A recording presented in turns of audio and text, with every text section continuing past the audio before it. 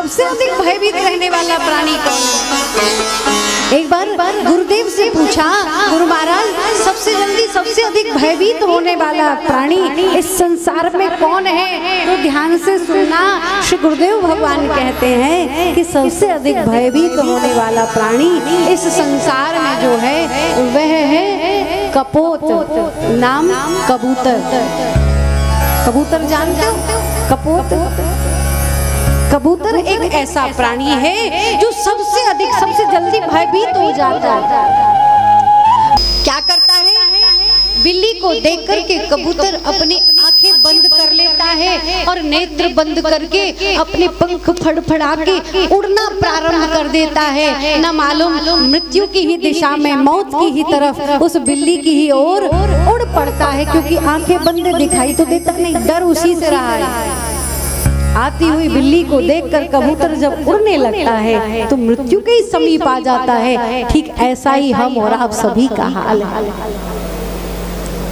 ये पग पग जाल बिछाए बैठी जो ये जो मृत्यु है, जो माया है, ये संसार के मोह विषय विकार आदि हैं, हम सब इन्हें देखकर भयभीत हो जाते हैं और फिर इन्हीं की ओर उड़ पड़ते हैं।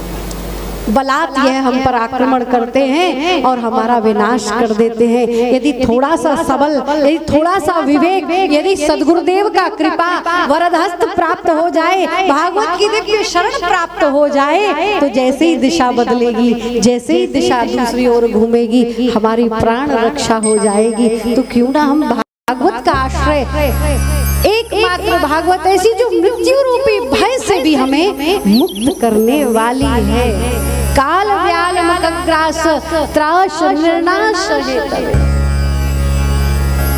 श्री सूत जी महाराज सौनक ऋषियों से कह रहे हैं, हम आपको ऐसी कथा सुनाएंगे जो पहले तो संसार के भयों से हमें मुक्त करती है, हृदय के सारे विषयों से हमें मुक्त करती है, फिर इस हृदय में भक्ति ज्ञान और वैराग्य को बिठा देती है, और फिर ठाकुर जी की कथा प्रिय लगती है। और जब कृष्ण की कथा प्रिय लगने लग जाए जिस दिन, उस दिन फिर कृष्ण अपनी गोद में आकर के बैठ जाता है। बोलो राधा वल्लभ लाल जय।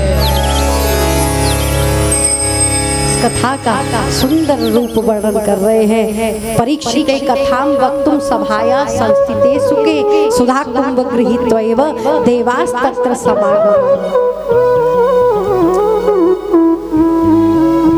सूत जी महाराज सौनक ऋषियों से कहते हैं, ये इतनी दिव्य कथा है, इस कथा को जब भगवान शुकदेव ने परीक्षित को सुनाया, 7 दिन में परीक्षित का कल्याण हुआ।